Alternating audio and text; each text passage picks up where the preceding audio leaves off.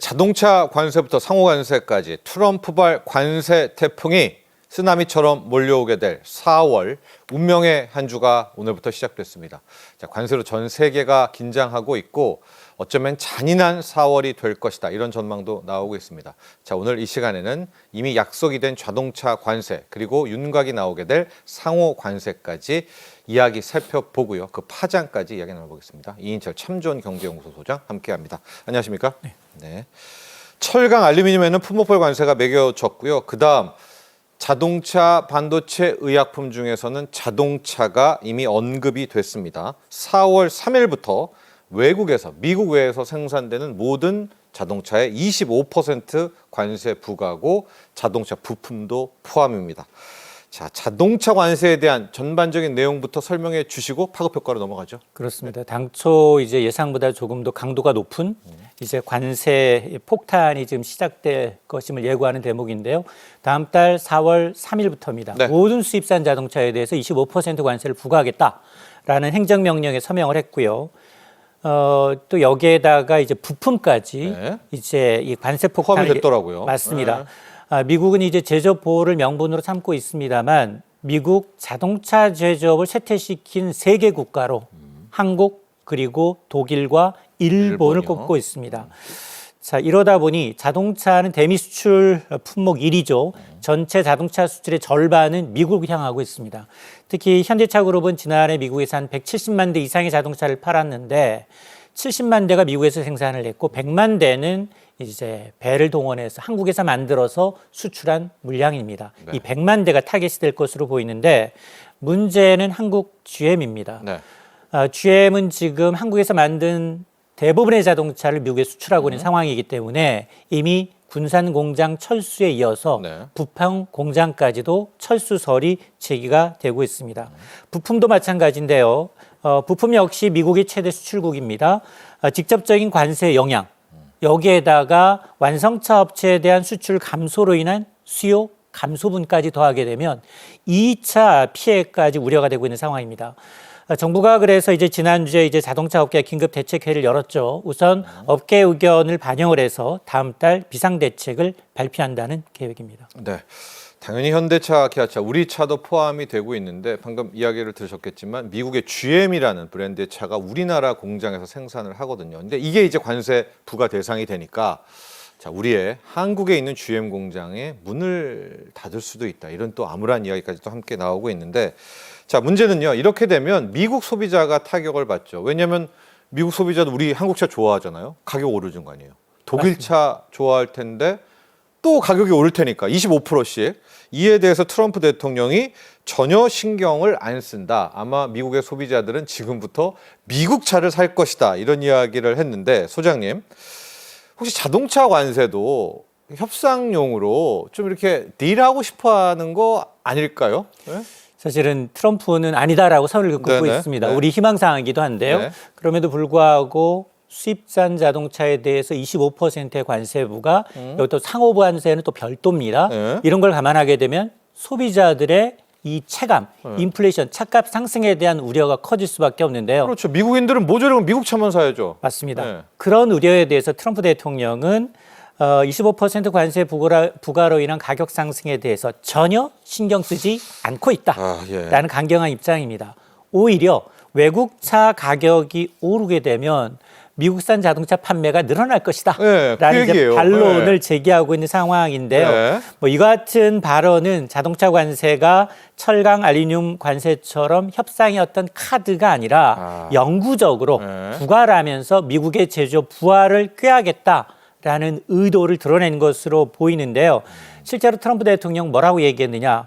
전 세계가 수십 년 동안 미국을 착취해왔다라고 주장을 하면서 정말로 미국에게 가치가 있는 것을 가져다주는 협상일 경우만 허용을 하겠다. 그러면서 문제는 이제 이러다 보니 관세 쓰나미가 점차 이제 미국 경제에도 이제 부메랑이 돼서 돌아오고 있는데요. 실제로 미국의 소비 심리는 굉장히 좋지 않습니다.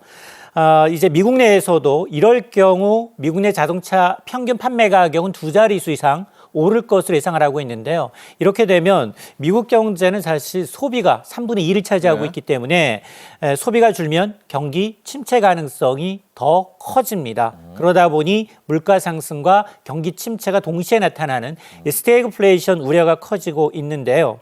자, 그럼에도 불구하고 트럼프 행정부는 선관세 그리고 후 이 협상 전략으로 결국 양자 협상을 통해서 산적한 현안들을 하나 둘씩 이제 반영할 것으로 예상이 되는데 우리는 특히나 이제 먼저 예고했던 네. 방위비 협상이라든가 다양한 이제 압박을 가할 가능성이 높아 보이는데 특히 상호 관세는 귀에 걸면 귀걸이, 네. 정말 코에 걸면 코걸이입니다. 이건 관세뿐만이 아니라 각국이 지금 제공하고 있는 수출 보조금이라든가 비관세. 그렇습니다. 네. 환율 정책이라든가 여기에다 이제 이 부가세와 같은 비관세 장벽까지 고려해서 매겨질 수 있기 때문에 지금 일부 언론에서는 전 교역 상대국을 대상으로 20%의 네. 상호 관세를 알겠습니다. 예상하고 있기 때문에 네. 이게 추가될 경우에는 물건값이 갑자기 1.45배 네. 이상 뛸 수도 있습니다. 상호관세 얘기는 저희가 조금 이따가 후반에 다시 한번 집중적으로 이야기를 해보고요. 트럼프 대통령 그러니까 결론적으로 이번에 자동차 관세 협상의 여지는 없다 이렇게 이야기를 했습니다. 그나마 불행 중 다행은 일본차, 독일차 뭐 함께 관세를 맞는다는 것이기는 하지만 저희가 뭐 그렇게 낙관할 상황은 아니고요. 우리 한국 자동차 업계 어떤 피해가 예상이 되죠? 됩니까? 맞습니다.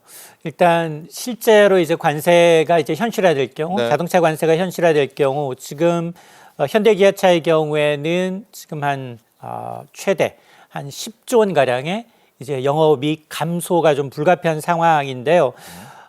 이 현대차의 경우에는 지금 사실은 이제 한국은 미국의 최대 수출국이기 때문에 지난해 국내 생산의 한 35%가 이제 생산분의 이 양이 이제 미국에 수출되고 있는 상황이고 1위죠, 미국이요. 맞습니다. 네. 그러다 보니까 관세가 전면 시행이 되게 되면 대미 수출이 최대 12조 원 넘게 줄어들고 차량 한 대당 최대 800만 원 이상의 손실이 우려가 되고 있는 상황인데요.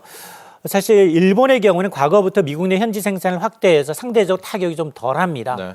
우리 국내산 자동차보다도 현지 생산 비율이 20에서 25%가량 높은 비중을 좀 차지하고 있는 것이어서 관세 부과에 따른 이제 타격이 좀 줄어들 것으로 보이는데, 근데 앞서 제가 트럼프 대통령은 갖가지 이유를 들어서 관세뿐 아니라 비관세 장벽, 자동차와 관련해서는 뭐 전기차 보조금이라든가 아니면 이제 배기가스와 관련된 규제와 같은 비관세 장벽을 문제 삼아서 좀 압박의 강도를 한층 높일 것으로 보이는데요. 네. 물론 현대차도 대응에 나서고 있습니다. 당장 이제 이 준공실 가졌던 메타 플랜트를 기점으로 해서 연산 30만 대를 50만 대, 중장기적으로 100만 대까지 확대해서 현지 생산을 좀 확대하는 방안을 모색을 하고 있는데, 다만 이런 이제 현지 생산 확대는 이제 공급망 조정이라는 게 단기적으로 이루어질 수 없는 부분이기 그럼요. 때문에 네. 이 단기적인 피해는 좀 불가피한 상황입니다. 네.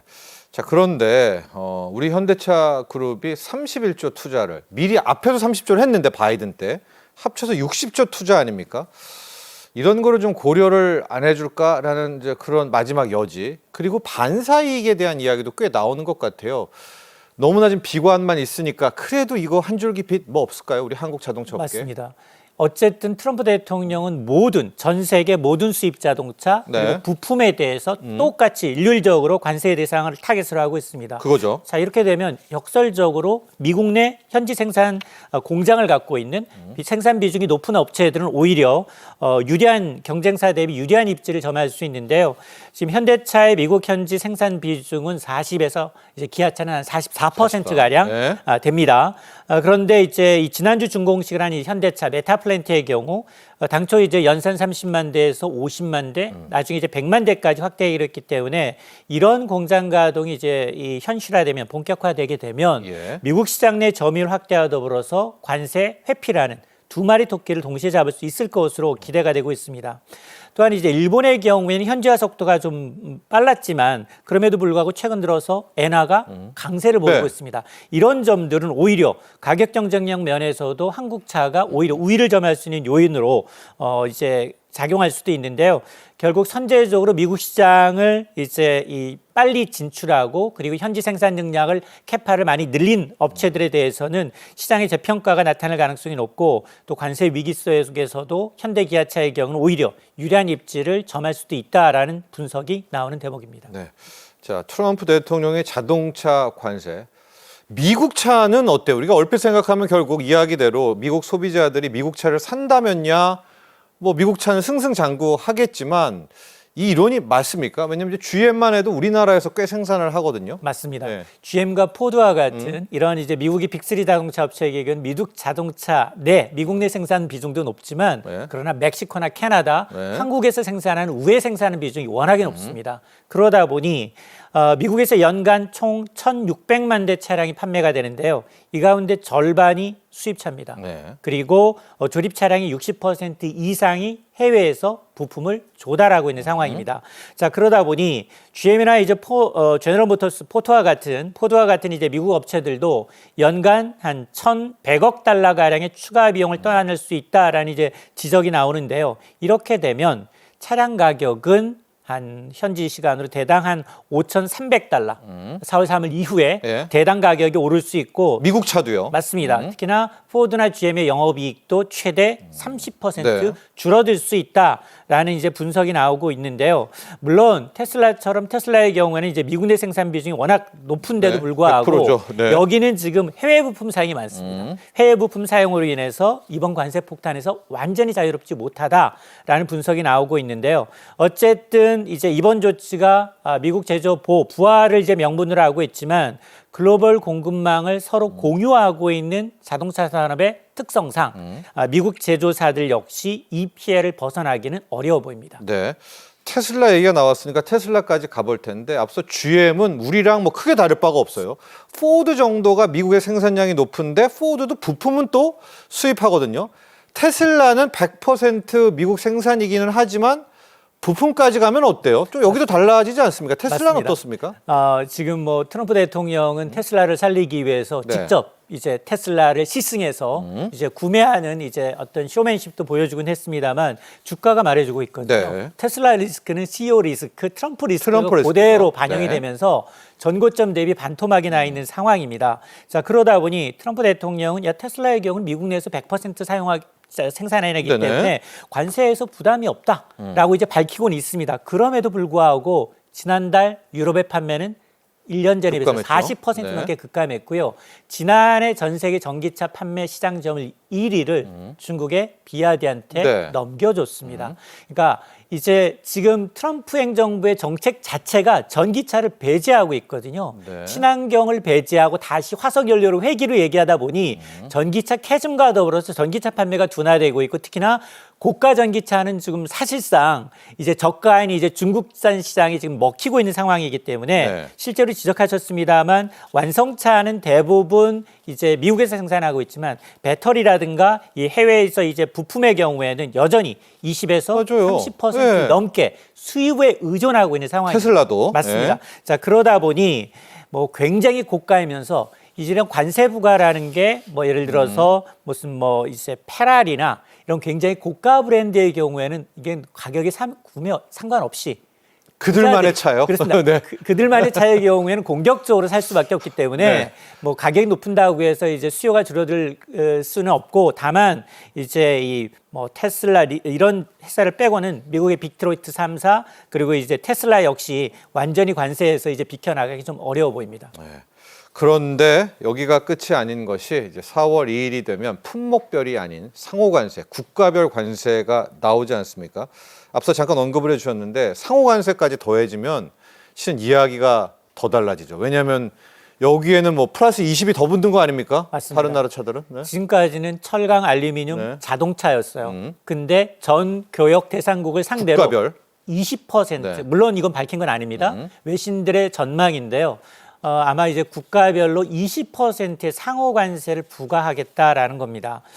자, 그러다 보니 지금 트럼프 대통령은 상호 관세 발표를 앞두고 오히려 참모진들한테 더 강경하게 관세 정책을 해라라고 이제 주문하고 있다라는 얘기가 나오고 있는데요.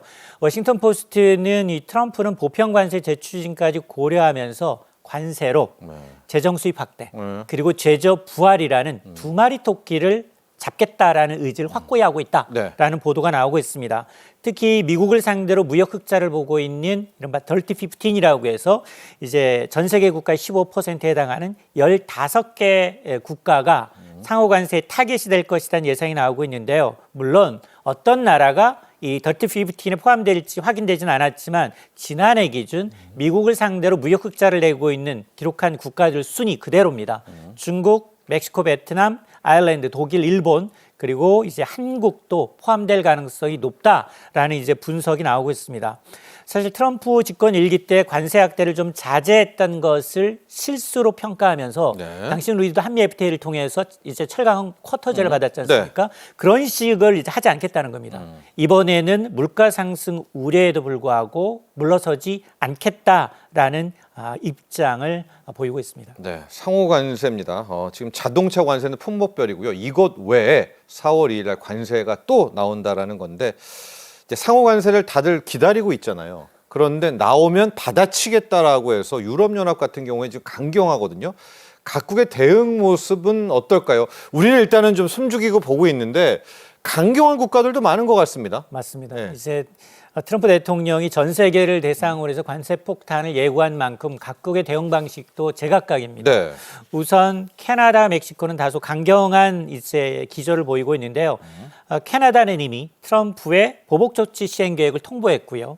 그러면서 이제 에너지, 이제 광물 자원에 대한 수출세를 부과하는 방안까지 검토하겠다라고 밝히고 있고요. 받은 것만큼 바로 돌려준다. 맞습니다. 나오면. 네. 유럽연합도 미국산 철강 알루미늄에 대한 보복 관세를 검토하고 있고 미국의 기술 또 금융기업 제재까지 고려하고 있다라는 보도가 나오고 있습니다. 예. 중국 역시 미국의 이익을 해친다면 반드시 단호하게 반격할 것이다라고 이제 반격을 예고하고 있는 상황인데요. 다만 트럼프 대통령이 지금 중국계 동영상 공유 사이트죠. 틱톡 매각에 협조한다면 매각 협조한다면 중국 깎아준다요. 중국에 대해서 관세를 인하할 수도 있다라는 여지를 예. 보였기 때문에 양측이 협상을 통한 이제 어떤 타협점은 좀 남겨놓고 있는 상황입니다. 반면 일본은 좀 한 발 물러섰어요. 네. 일본의 경우에는 협상을 통해서 네. 계속해서 재회를 요청하는 조금은 신중한 접근, 일본다운 접근법을 보이고는 있습니다. 네. 의외로 트럼프 대통령이 현재까지는 중국한테 너무나도 유하게 대하고 있거든요. 약자한테 강하고 강자한테 약한 모습입니다. 이게 왜 그런지 모르겠는데 중국은 아직 공격을 안 하고 있습니다. 본격적으로. 한번 지켜보시죠. 이 대목에서 WTO는 뭐 하나, 세계 무역기구 뭐 하나 하시겠지만 완전히 여기도 트럼프가 이제 압박을 해버리고 있습니다. 이 보조금, 크게 보면 분담금인데 미국이 안 냅니까 이제? 맞습니다. 지난해 이제 WTO 예산액이 한 3,700억 원인데 여기 10%가 넘는 미국의 분담금 378억 원을 체납하고 있고요. 네. 앞으로도 지급 계획이 없다라는 겁니다. 트럼프 행정부가 이제 WTO 세계 무역기구에 대한 분담금 지급을 중단하면서 지난 30년간 이어져 왔던 세계 질서를 이끌어온 WTO가 최대 위기를 맞고 있는 상황인데요. 사실 과거에도 지금 WTO 상소 기구를 마비시키면서 WTO 탈퇴를 시도하는 등 국제 기구를 무력화하면서 네. 보호무역제를 강화한 바가 있습니다. 네. 이번 조치 역시 WTO가 관세 분쟁의 중재자로 좀 주목을 받으니까 이를 사전에 견제하려는 의도가 아니냐라는 해석이 나오고 있는데요. 실제로 지금 중국, 캐나다, 유럽연합의 경우에는 미국 관세에 맞서서 WTO의 제소를 지금 추진을 하고 있는 상황입니다. 결국 이제 트럼프의 강경한 관세 정책과 WTO 불신이 맞물리다 보니 자유무역 체제가 자체가 흔들리는 이른바 이제 글로벌 통상 질서의 어떤 재편의 기로에 서 있게 됐습니다. 자, 앞서 우리가 품목별로는 자동차 관세 이야기를 했는데요. 남아있는 두 개 섹터가 있습니다. 의약품과 반도체입니다.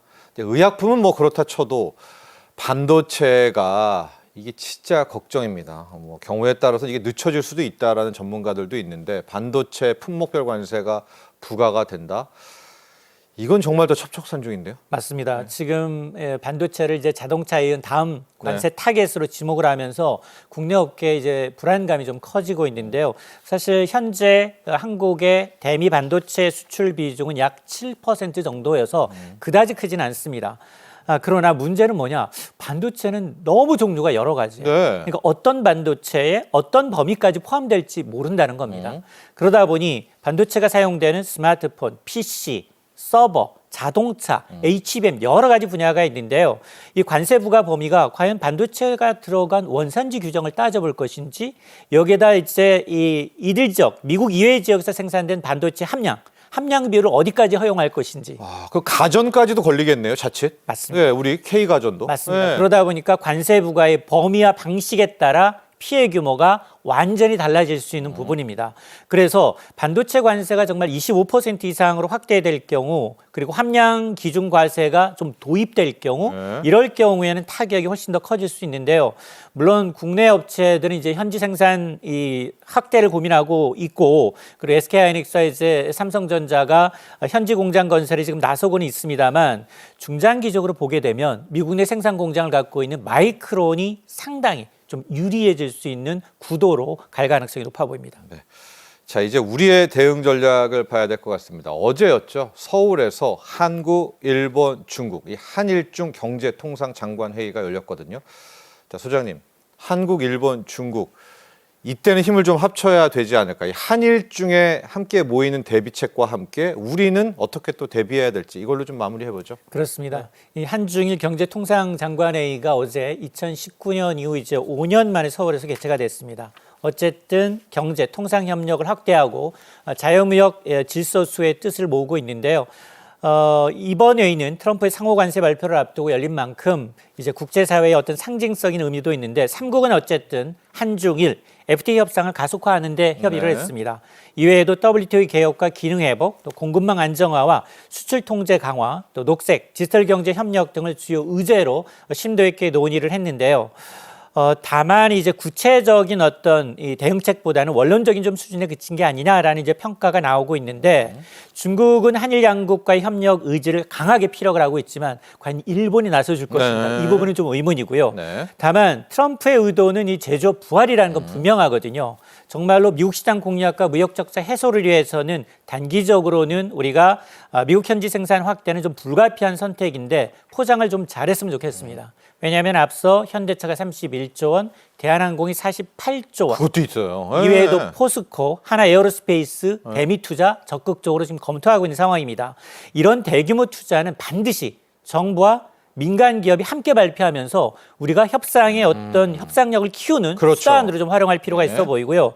또 하나, 에너지 수입 확대는 모든 국가가 다 하고 있거든요. 여기에다가 지금 이미 일본과 대만이 먼저 손을 든 알래스카 LNG 프로젝트, 경제성이 이유가 있지만 세 개 국가가 모이면 십시일반 좀 부담은 줄어들 수 있거든요. 네. 그러다 보니까 앞으로 이런 트럼프 2기 행정부 향후 4년 동안 이전 바이든 행정부 당시보다도 더 많은 투자로 미국 내 일자리를 확대할 것이다라는 어떤 시그널, 이런 점을 좀 부각할 필요가 있어 보이고, 또 하나는 앞서 이제 일본, 중국만 믿지 말고 유럽 연합까지 다자간 협상을 통해서 WTO 이의제기 등 외교적 대응책을 병행해야 할 것으로 보이고요. 그리고 중장기적으로는 우리가 미중 의존도 거의 절반에 가까운 미중 의존도를 좀 줄이면서 수출선 다변화를 통해서 공급망을 좀 유연한 방안도 좀 필요해 보입니다. 네. 자, 지금까지 이인철 참 좋은 경제연구소 소장이었습니다. 오늘 감사합니다.